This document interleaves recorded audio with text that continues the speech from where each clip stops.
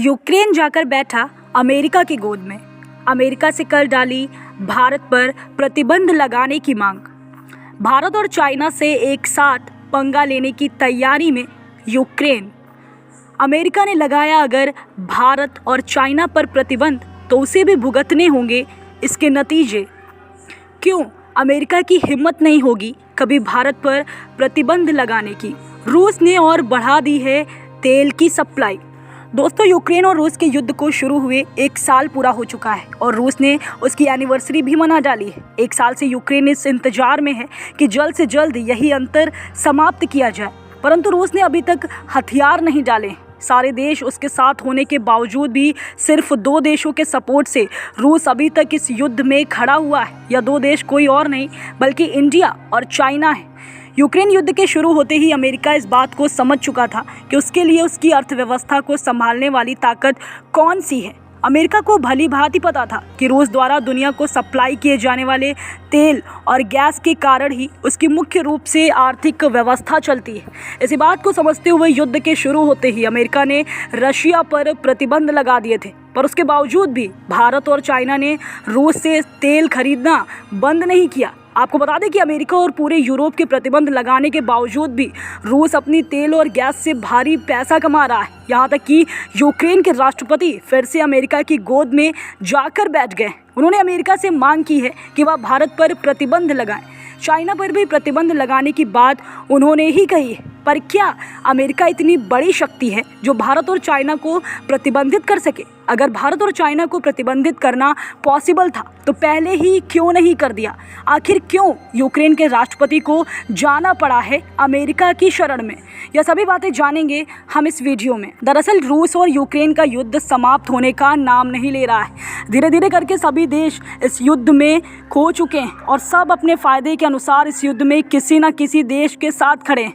आपको बता दें कि अमेरिका का कहना है कि वह चाहता है यह युद्ध यूक्रेन के पक्ष में समाप्त हो। भाई, कई देश ऐसे हैं जो इस युद्ध को समाप्त करना चाहते हैं परंतु अपने इंटरेस्ट को बरकरार भी रखना चाहते हैं।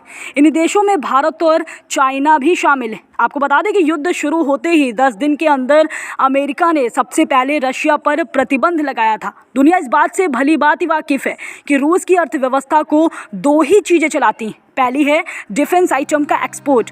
इसके ज़रिए मैं बड़े बड़े देशों को हथियार सप्लाई करके अपनी अर्थव्यवस्था में कमाई करता है। दूसरा उससे भी बड़ा जरिया है तेल और गैस। तेल और प्राकृतिक गैस ऐसी 2 चीज़ें हैं जिनकी डिमांड लगातार बढ़ती जा रही है और डेवलपिंग देशों में इसकी डिमांड और भी ज़्यादा हो गई है। आपको बता दें कि ज़रूरतमंद देशों को इस तेल और प्राकृतिक गैस को बेचकर रसिया पैसा कमाता है। अमेरिका के प्रतिबंध लगाने के बावजूद यूरोप ने भी ऐलान किया कि वह भी रसिया के तेल और प्राकृतिक गैस पर प्रतिबंध लगाएगा।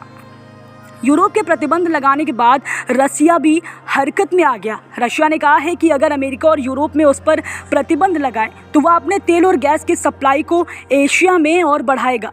प्रतिबंध लगाने के बाद रूस ने ठीक ऐसा ही किया। चाइना और भारत उसके सबसे बड़े खरीदार बनकर निकले। भारत में अक्टूबर माह में रूस से सबसे ज़्यादा तेल खरीदा गया था। उसके बाद के आने वाले सभी महीनों में रूस भारत का सबसे बड़ा तेल सप्लायर रहा है। दोनों के बीच तेल और गैस की खरीद का अंदाज़ा इसी बात से लगाया जा सकता है कि वर्तमान समय में भारत रूस से 33 गुना ज़्यादा तेल की खरीद करता है।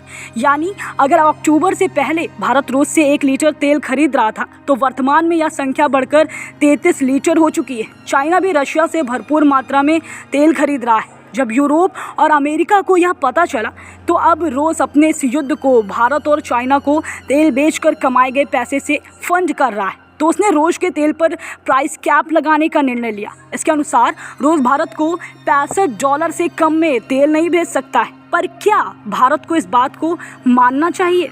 भारत के विदेश मंत्री ने मीडिया में साफ तौर पर इस बात को जाहिर किया है कि भारत अपने फैसलों को लेने के लिए स्वतंत्र है और भारत की सरकार वही फैसला करेगी जिससे उसकी जनता को फायदा हो। यानी अमेरिका के इस फैसले के बाद तेल की खरीद कम नहीं हुई बल्कि और ज़्यादा बढ़ गई। भारत और चाइना उसके बाद से लगातार रूस से सबसे अधिक तेल खरीद रहे हैं। वेस्टर्न मीडिया काफ़ी समय से यही चर्चा कर रहा है कि भारत ऐसा करके और रूस युद्ध का सपोर्ट कर रहा है। लेकिन अब यूक्रेन के राष्ट्रपति इस मुद्दे को लेकर अमेरिका के राष्ट्रपति के पास पहुंच चुके हैं। यूक्रेन के राष्ट्रपति चाहते हैं कि अमेरिका भारत पर प्रतिबंध लगाए और क्या भारत पर प्रतिबंध लगाना इतना आसान है? अगर यह काम इतना आसान होता तो 1 साल पहले ही जब युद्ध शुरू हुआ था तो भारत पर प्रतिबंध लग चुका होता।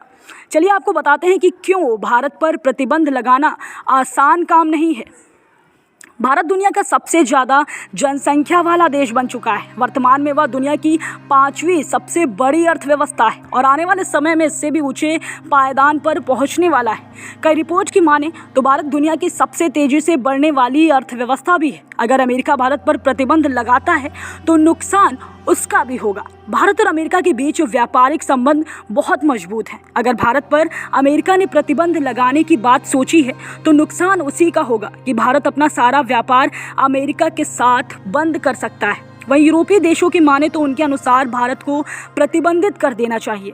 अमेरिका के साथ सबसे बड़ा खतरा एक तरफ अमेरिका के साथ यूरोपीय देश हैं तो वहीं दूसरी तरफ दुनिया की 3 सबसे बड़ी महाशक्तियां भारत, रशिया और चाइना हैं। इस कारण से अमेरिका इस मसले पर फूंक कर कदम रख रहा है और ऐसे ही सिर्फ यूरोप के कहने पर वह भारत पर प्रतिबंध नहीं लगा सकता।